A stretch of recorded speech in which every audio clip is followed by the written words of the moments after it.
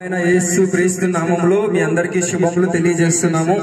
ఈ ప్రాంతంలో ఉన్న మీ అందరికీ కూడా ప్రభువైన యేసు క్రీస్తుని గురించిన యొక్క శుభ వర్తమానము మీ మధ్యలోనికి వచ్చింది। యేసు క్రీస్తు ఆయన రక్షకుడు, ఆయన నిజమైన దేవుడు, ఈ లోకంలో సృష్టికర్త అయిన ఆ ఒకే ఒక్క నిజమైన రక్షకుడు దేవుడైన యేసు క్రీస్తుని గురించిన ఆ యొక్క సత్యమైన శుభవార్త సువార్త మీ మధ్యలోనికి వచ్చింది। ప్రభువైన యేసు క్రీస్తు ఎవరు అనంటే ఈ లోకాన్ని సృష్టిని సృష్టించిన ఆ యొక్క ఒకే ఒక్క నిజమైన రక్షకుడు, దేవుడు, గొప్పవాడు, ఆ యొక్క ఒకే ఒక్కడు ప్రభువైన యేసు క్రీస్తు। ఈ లోకంలో మానవులను సృష్టించింది ప్రభువైన యేసు క్రీస్తు అనే దేవుడు। ఈ లోకంలో మానవులందరినీ దేవుడు సృష్టిస్తే మానవులందరూ వారికి నచ్చిన దేవుళ్ళను సృష్టించుకొని ఆరాధిస్తూ ఈ లోకంలో దేవుడి నుండి వారందరూ కూడా దూరం అయిపోయారు। ఈ లోకంలో ఇష్టానుసారంగా జీవిస్తూ పాపంలో పడిపోయి పాపపు జీవితంలో జీవిస్తూ దేవుడి నుండి దూరం అయిపోయారు। దాని కారణంగా ఈ లోకంలో పాపం వచ్చింది। ఈ లోకంలో ప్రతి మానవుడు కూడా పాపంతోనే జన్మించి పాపంతోనే బ్రతికి చివరికి ఒక రోజు అదే పాపంలో మరణిస్తున్నాడు। ఆ యొక్క పాపము కారణంగా మానవులకు వచ్చింది ఏంటి అని అంటే మరణము। మరణము కారణంగా వచ్చింది ఏంటి అని అంటే నరకము। ఆ యొక్క మరణము నుండి అలాగే నరకం నుండి తప్పించడానికి ప్రభువైన యేసు క్రీస్తు అనే ఆ యొక్క ఒకే ఒక్క నిజమైన దేవుడు రక్షకుడు ఈ యొక్క మానవులందరినీ ఎంతగానో ప్రేమించి ఈ లోకంలో ఆయన మానవుడిగా జన్మించారు।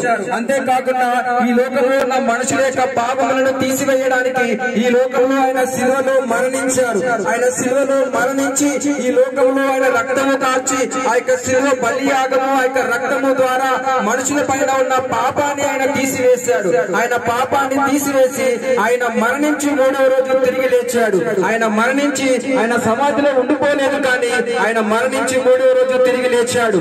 యేసు క్రీస్తు యొక్క శిలువ రక్తము బలియాగము దేని కొరకు అంటే ఈ లోకంలో ఉన్న మనుషుల యొక్క పాపములను తీసివేయడానికి, మానవుల యొక్క పాపముల నుండి వారిని విమోచించడానికి, రక్షించడానికి యేసు క్రీస్తు ఈ లోకంలో శిలువలో బలి అయ్యి మరణించి ఆయన రక్తము కార్చాడు। ఆ యొక్క రక్తంలో ఏముంది అని అంటే పాప క్షమాపణ ఉంది। ఆ యొక్క రక్తంలో ఏముంది అని అంటే పాపాలు కడిగి వేయబడతాయి కనుక ఈ లోకంలో ఉన్న మన పాపములను కడిగి వేయడానికి యేసు క్రీస్తు శిలువలో రక్తము కార్చారు।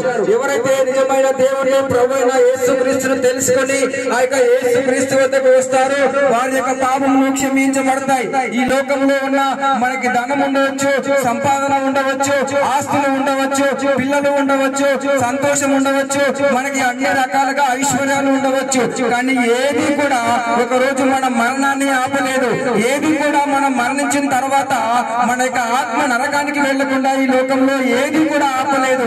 ఆ యొక్క మరణము నుండి, ఆ యొక్క పాపము నుండి, ఆ యొక్క నరకము నుండి తప్పించి యుగ యుగాలు కూడా జీవించే మన యొక్క ఆత్మను రక్షించడానికి మనందరినీ ప్రేమించి యేసు క్రీస్తు ఈ లోకంలో మానవుడిగా జన్మించి ఆయన శిలువలో మరణించి తిరిగి లేచారు కనుక యేసు క్రీస్తు యొక్క ఆ యొక్క సత్యమైన శుభవార్త, ఆ యొక్క సువార్త మీ మధ్యలోనికి వచ్చింది। యేసు క్రీస్తు ఈ రోజు మీ అందరినీ పిలుస్తున్నారు, ఆయన మీ అందరినీ ఆహ్వానిస్తున్నారు, ఆయన మీ అందరితో మాట్లాడుతున్నారు। మీ యొక్క పాపములను శాపములను ప్రయాసపడి మీరు మోస్తున్న భారములను యేసు క్రీస్తు అనే ఆ యొక్క నిజ దేవుడి యొక్క పాదాల ముందు విడిచిపెట్టి మీ పాపములను ఒప్పుకొని పాపానికి క్షమాపణ పొందుకొని ఆ యొక్క నిజమైన సృష్టికర్తను యేసు క్రీస్తు అనే ఆ యొక్క ఒకే ఒక దేవుడిని తెలుసుకొని మీ పాపములకు క్షమాపణ పొంది ఆ యొక్క నిత్య జీవాన్ని పొందుకోమని మీ అందరికీ కూడా వేడుకుంటున్నాము। మరణించిన తర్వాత రెండు మార్గాలు ఉంటాయి, ఒకటి పరలోకము, రెండవది నరకము। మనం మరణించిన తర్వాత నరకానికి వెళ్తాం, కానీ పాపము కారణంగా పరలోకానికి వెళ్ళలేము। ఆ యొక్క పరలోకానికి వెళ్ళాలి అని అంటే యేసు క్రీస్తు ఒక్కడే మార్గము, ఆయన ఒక్కడే మార్గం అయి ఉన్నాడు, ఆయన ఒక్కడే సత్యం అయి ఉన్నాడు, ఆయన ఒక్కడే జీవం అయి ఉన్నాడు। ఆయన తప్ప మరొక మార్గము పరలోక రాజ్యానికి లేనే లేదు। ఆయన తప్ప మరొక దేవుడు ఈ సృష్టిలో లేనే లేడు, ఆయన తప్ప మరొక రక్షకుడు ఈ సృష్టిలో లేనే లేడు కనుక ఆ యొక్క రక్షకుని తెలుసుకోండి, ఆయన యుద్ధకు రండి, మీ పాపములను విడిచిపెట్టండి, ఆయనను నమ్మండి, ఆయన యందు విశ్వాసం ఉంచండి। ఆయన మీ పాపములను శాపములను రోగములను వ్యాధులను వ్యసనాల నుండి కూడా ఆయన మిమ్మల్ని విడిపిస్తాడు। మీరు మానివేయలేని వ్యసనాలు రోగాలు, మీరు వదిలిపెట్టలేని త్రాగుడు వ్యసనాల నుండి కూడా ఆయన మిమ్మల్ని విడిపిస్తాడు। అన్నిటి నుంచి మీకు విడుదలనిస్తాడు, ఆయన విడుదలనిచ్చి మిమ్మల్ని రక్షిస్తాడు కనుక ఆ రక్షకుడి వద్దకు వచ్చి మీ యొక్క యొక్క ఆత్మను రక్షించుకొని మీరందరూ కూడా నిత్య జీవానికి వారసులు అవ్వాలని, ఆ యొక్క పరలోక రాజ్యానికి చేరుకోవాలని మీ అందరినీ కూడా ప్రేమపూర్వకంగా తెలియజేస్తున్నాము. మీరు మరిన్ని విషయాలు యేసు క్రీస్తుని గురించి, ఆ యొక్క నిజమైన ఒకే ఒక్క రక్షకుడు గురించి, ఆ ఒకే ఒక్క దేవుడు గురించి మీరు మరిన్ని విషయాలు తెలుసుకోవాలి అని అంటే మా మధ్యలోనికి మీరు రండి.